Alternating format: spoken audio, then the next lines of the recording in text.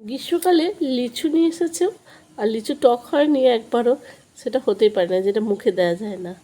প্রত্যেক বাড়িতেই, এই বাঙালি বাড়িতেই এই লিচুর সমস্যা হয়। তোমার দাদা এরকম লিচু নিয়ে এসছে, দেখে নিয়ে আসেনি, আর প্রত্যেকটাই প্রচুর টক এবং মানে খাওয়া যাচ্ছে না। তাহলে এগুলো ফেলে দেবো বলো, পয়সা দিয়ে কেনা?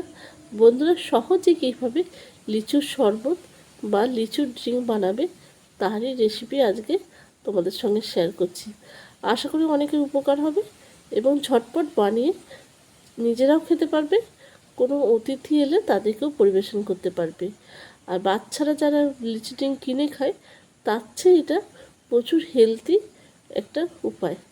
চলো তাহলে আমি সহজে কী করে লিচি ড্রিঙ্ক বানাবো সেটা দেখিয়ে দিই। একটা প্রথমে মিক্সি নেব, তাতে দেখো 3-4 চামচ চিনি নিয়ে নেব, আর সঙ্গে নেব নুন, বিট নুন। তাহলে এই লিচুর দেওয়ার আগে একবার গুঁড়িয়ে নেব। তোমরাও কিন্তু খুব সহজে আমি দেখাচ্ছি, তোমরাও কিন্তু বানিয়ে আমাকে জানাবে কেমন খেতে লাগলো। দেখো চিনিটা ঢেলে দিয়েছি, নুন, বিট নুন দিয়ে দিলাম। এবার মিক্সিতে 1 মিনিটের মতো চিনিটা গুঁড়ো করে নেব। গুঁড়ো করে নেওয়ার পর আবার লিচুটা দিয়ে আমি একদম জোরে চিনিটা গুঁড়িয়ে নিচ্ছি।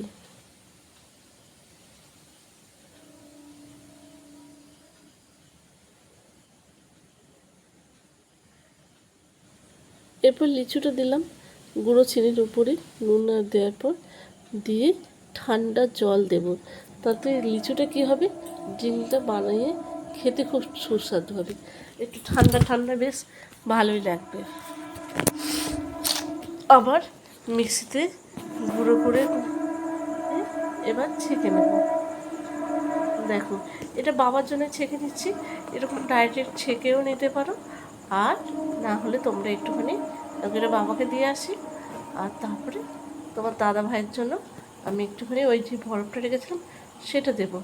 এই দেখো মিক্সিতে যেটা আছে, এবার বরফটা দিয়ে আর একবার ঘুরিয়ে নেব।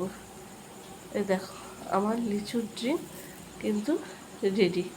এটা তোমরাও কিন্তু ঝটপট বানিয়ে খেও, আর যেতে যেতে আমার চ্যানেলটা সাবস্ক্রাইব করে দিও।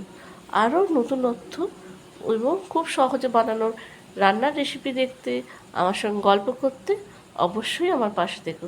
ভিডিওটা পুরোটা দেখো, যদি ভালো লাগে একটা লাইক দিয়ে দিও। টাটা, আবার দেখা হবে আগামী একটা রেসিপি নিয়ে খুব তাড়াতাড়ি।